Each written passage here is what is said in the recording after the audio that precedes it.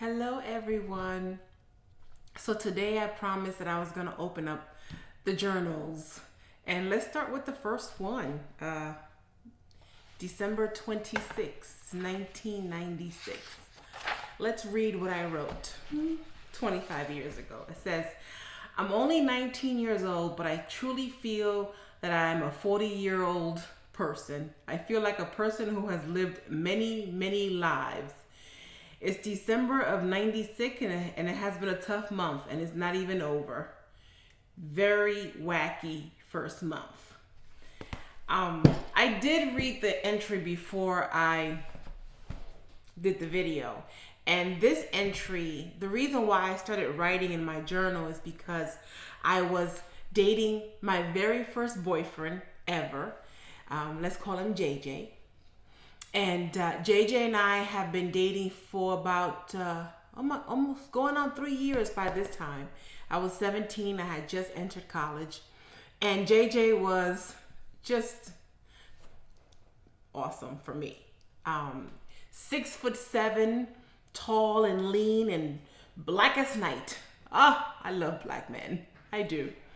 And over the years, I've noticed that JJ was a little off. He would come to my job to pick me up in the middle of New York City dead winter, maybe -10 or -5, or very, very cold. And he would wear nothing but basketball jersey, sleeveless, and basketball shorts. No coat, no hat, no nothing.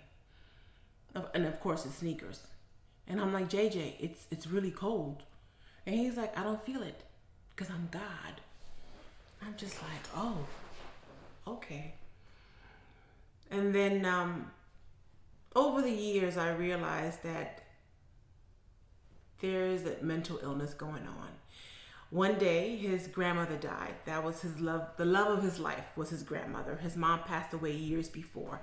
His grandmother was fine one week. The next week, she went to the hospital and she died.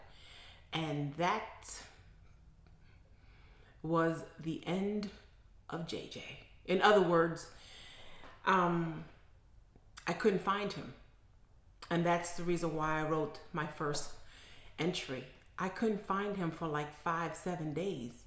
I would call his house. Now remember, this is before cell phones. And he wasn't home. Where's JJ?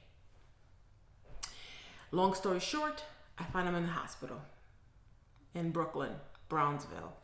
Apparently, he had a mental breakdown at work and his boss took him to the hospital and he was hospitalized for about 4 or 5 weeks. He had bipolar disorder and he was not taking his medication. The bipolar disorder eventually got re-diagnosed to schizophrenia a couple of years later. And he was never the same since.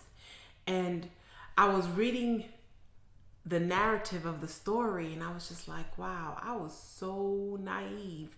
Because at that time, I never saw mental illness up front. It was always in books. I was in school studying psychology and I read it in books, but I never actually saw it face to face. And it was heartbreaking because I didn't know what to do. I was 19. I was like, should I stay? Should I go? This man has schizophrenia. I eventually left. I was just like, oh no, this is not for me. And but he was a great guy, and I hope that he has managed those demons to this day. I haven't seen him in over 20 years. But yeah, that was my first entry in my journal. There's so much more, so much books. But thank you so much for coming with me with this journey. I know that a lot of people don't understand why I'm spreading my business.